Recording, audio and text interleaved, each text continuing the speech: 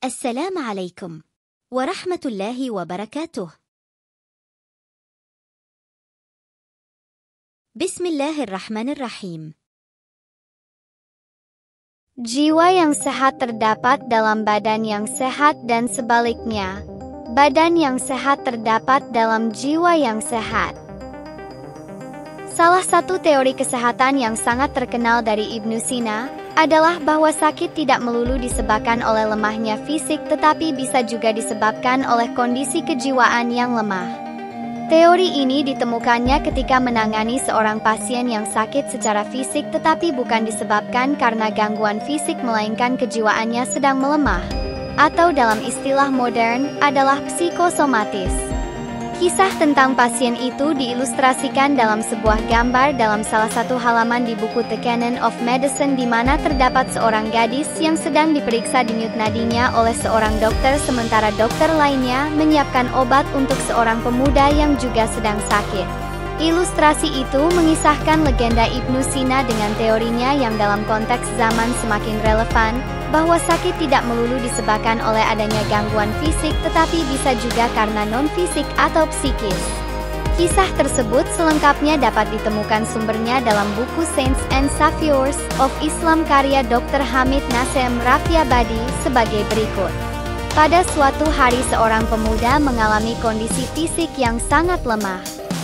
Sudah cukup lama ia berbaring sakit, tapi tak kunjung sembuh sebab tidak ada dokter yang bisa mendiagnosis sakitnya secara tepat. Dari hari ke hari sakitnya makin memburuk karena ia sudah tak mau makan dan juga tidak mau berbicara dengan siapapun. Lalu didatangkanlah Ibnu Sina untuk memeriksa sang pemuda itu yang tak lain adalah keponakan seorang pejabat tinggi di Kabus. Mula-mula Ibnu Sina memeriksa denyut nadi sang pemuda itu dan meminta sang pejabat mendatangkan seseorang yang dapat menyebutkan nama-nama jalan dan lapangan rumput di kota Gurgan, 400 km dari Teheran, Iran. Kota ini terletak di dekat Laut Kaspia. Saat orang tersebut menyebut nama jalan tertentu, denyut nadi sang pemuda berdetak lebih kencang dan rona wajahnya berubah sangat cepat. Mengetahui hal ini Ibnu Sina kemudian meminta sang pejabat untuk mendatangkan seseorang yang dapat bercerita lebih banyak tentang keluarga-keluarga yang tinggal di jalan tertentu. Orang itu berhasil didatangkan dan Ibnu Sina memintanya untuk menyebutkan dengan suara keras nama-nama orang dalam keluarga itu. Dia lakukan hal itu sesuai perintah. Ketika dia menyebut nama seseorang dari anggota keluarga itu, angka denyut nadinya meninggi. Mengamati hal itu, Ibnu Sina kemudian meminta sang pejabat mendatangkan seseorang yang mengenal dengan baik orang-orang dari anggota keluarga tersebut. Sang pejabat berhasil mendatangkan orang yang dimaksudkan oleh Ibnu Sina, yakni seseorang yang benar-benar kenal dengan orang-orang beserta nama-namanya dari anggota keluarga yang dimaksud. Ketika Ibnu Sina meminta orang itu menyebutkan nama-nama penghuni rumah keluarga itu, dan sampai pada penyebutan nama gadis tertentu angka denyut nadi, tekanan darah, sang pemuda sangat tinggi. Kemudian Ibnu Sina menghampiri sang pejabat secara tertutup dan memberitahukan bahwa sang pemuda itu sedang kasmaran atau jatuh cinta kepada seorang gadis dari keluarga itu, dan menyarankan supaya ia segera dinikahkan dengan gadis idamannya. Terbukti dengan direstuinya untuk segera menikah dengan sang gadis pujaannya, pemuda tersebut sembuh dari sakitnya. Dari situlah Ibnu berhasil mendiagnosis pemuda itu sakit bukan karena ada gangguan penyakit yang bersifat fisik tetapi lebih karena gangguan yang bersifat kejiwaan.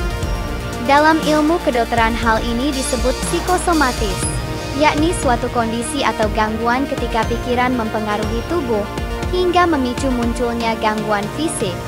Kasus tersebut menunjukkan kebenaran teori Ibnu Sina bahwa sakit tak melulu disebabkan oleh fisik yang lemah, tapi bisa juga karena kejiwaan yang bermasalah.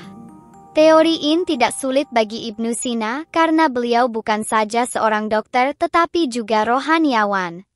Beliau hafal Al-Quran di usia 10 tahun. Teori baru tersebut memberikan perimbangan terhadap teori lama yang diabadikan dalam sebuah pepatah bahasa Arab yang berbunyi, Al-aqlus salimu fil jismis salim. Artinya, jiwa yang sehat terdapat dalam badan yang sehat. Dengan temuan teori baru dari Ibnu Sina tersebut, maka pepatah lama di atas sebetulnya dapat dimodifikasi dengan membaliknya menjadi Al-jismus salimu fil aqlis salim. Artinya, badan yang sehat terdapat dalam jiwa yang sehat. Gangguan psikosomatis adalah kondisi yang menyebabkan pengidapnya merasa sakit dan mengalami gangguan fungsi tubuh karena kondisi mental yang buruk. Namun, saat menjalani pemeriksaan fisik maupun pemeriksaan penunjang lain, tidak ada keanehan yang terjadi dalam tubuh. Beberapa gangguan kecemasan tersebut meliputi stres dan kecemasan. Secara etimologi, psikosomatis terdiri dari dua kata, yaitu pikiran, psys, dan tubuh, soma. Jadi, secara harfiah psikosomatis adalah penyakit yang melibatkan pikiran dan tubuh. Beberapa tanda sering muncul pada pengidap psikosomatis antara lain: jantung berdebar-debar, sesak napas, lemas atau tidak dapat menggerakkan anggota tubuh sama sekali, nyeri ulu hati, tidak nafsu makan, susah tidur, nyeri kepala, nyeri seluruh tubuh. Mungkin kamu bertanya-tanya bagaimana bisa kondisi mental memengaruhi kondisi fisik seseorang.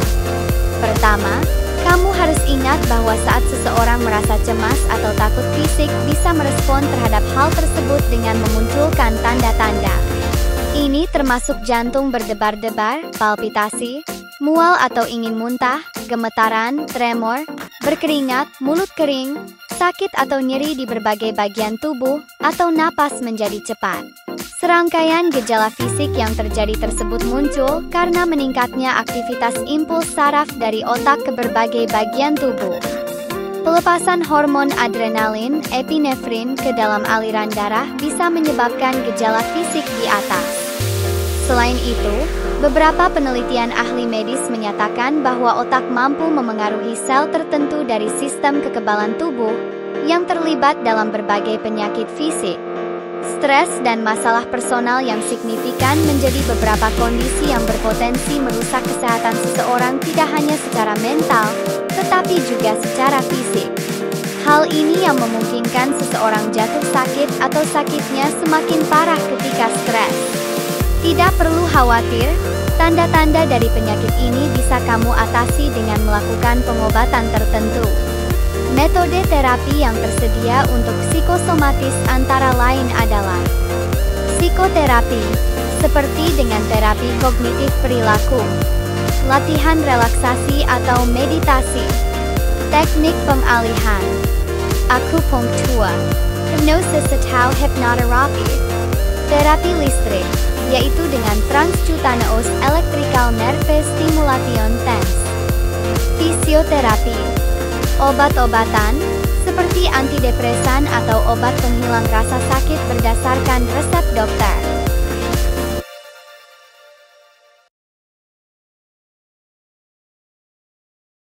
Wallahu a'lamu bissawab.